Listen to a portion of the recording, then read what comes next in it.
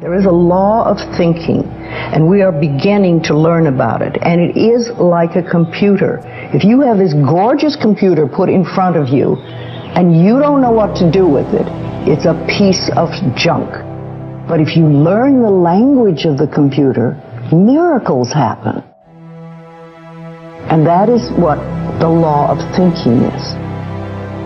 When you learn how it works, miracles happen.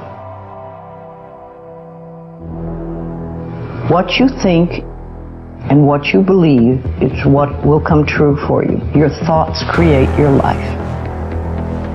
It's that simple. And when we can get that, we can make enormous changes. Once you understand, only you can hold you back. You may not be able to stop yourself from feeling fear, but you can stop yourself from giving into it. You may not be able to stop yourself from failing, but you can stop yourself from giving into it. It all comes down to how you react. It all comes down to what you decide you're going to do. Jumping is scary. But let me tell you this. If you don't ever jump, your parachute will never open. You will never soar. Now you'll be safe, and you'll sit there with that parachute on your back, all them skills you got, and you'll have it packed away, and you'll never get cut up on the rocks. But if you do not jump, you will never soar. You may be the greatest ever lived, but you ain't gonna know unless you jump. Are you willing to be inconvenienced for your conviction? And as you ramp up, you're going to have questions. You're going to be afraid. I do more things afraid now than I do fearless. Because the bigger you play, the bigger your breakdowns. Fear fuels you. Fear is informing you. It's not stopping you. You don't want to be secure, you want to be strong. And you get strong by taking on optimal challenges. And so you lay out your destiny in the world and you take the slings and arrows of fate. And you make yourself stronger while you're doing so. And you might fail, and fortune might do you in. But it's your best bet. So you gotta have a goal. You gotta have a dream. You gotta get hungry. And then you gotta get real disciplined. Because motivation will get you going. A speech will get you fired up. But discipline is going to give you the power to stay committed to whatever that goal is. Let's suppose that there's a vast, hugely powerful force that nobody can withstand. And this immense force is always active and in furious motion. It never rests. It's like a slowly flowing river that can eventually carve the Grand Canyon out of solid rock. But that comparison doesn't really do it justice. The force I'm talking about is much more formidable than any river or ocean or glacier or any other natural phenomenon. Now, in trying to achieve your life's goals, would you prefer to fight against this great force? Would you want to struggle against this mighty power that has all the odds overwhelmingly in its favor? Or would you rather enlist this great power in your cause and make the inevitable work for you instead of against you?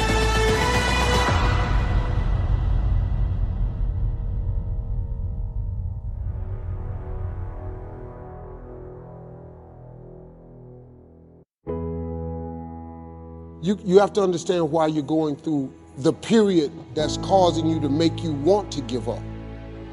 See, the devil has one mission, is to rob you of your destiny. If he can get you to give up, you have been robbed of your destiny. If he gets you to never follow your dream, he robs you of your destiny. When you have thoughts that are negative, that's not God, that's Satan.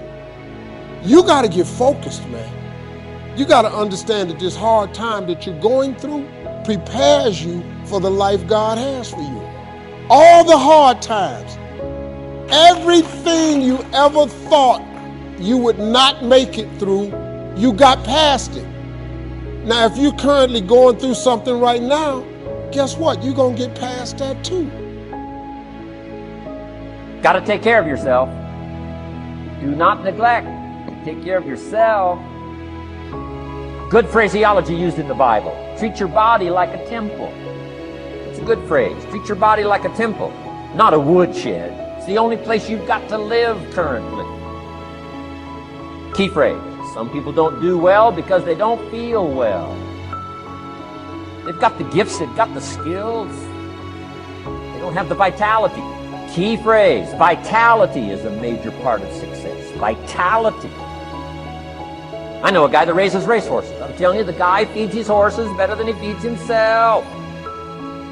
He's so careful what they eat. He's so careful that they get everything. But you ought to see this guy. 10 steps up a flight of stairs, and I mean, he's all out of breath. Some people feed their dogs better than they feed their kids. Now, there's all kinds of parts to physical. Here's one. Appearance. Never have a second chance to make a first impression. Now you say, well, people shouldn't judge you by how you look. Well, let me give you a clue. They do. You can't deal in these shoulds and shouldn'ts. You'll be tipped over the rest of your life. Here's the best advice I can give you. Make sure the outside is a major reflection of what's going on inside.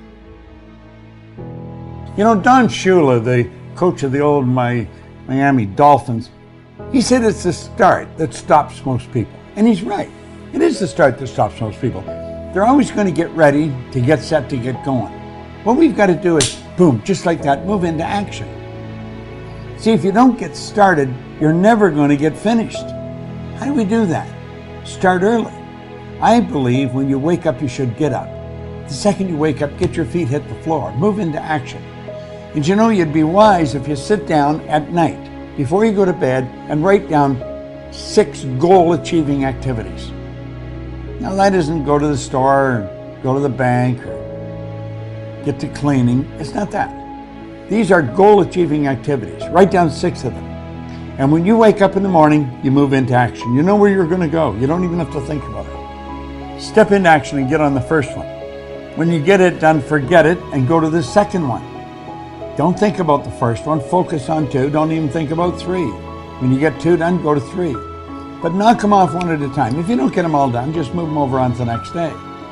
Now, that doesn't mean if you only get 3 done that you have 9 the next day. There are 3 of the 6 that you're going to do the next day. 6 goal-achieving activities. And when you wake up in the morning, move into action on them. Quit holding yourself back. Don't wait. You say, well, I really don't know how I'm going to get started, and the way will show itself. It just appears. I have found when you get started, when you move into action, everything starts to happen around you. And if you look at Martin Luther King Jr., these people all lived very Spartan lives and very sparse lives. Why?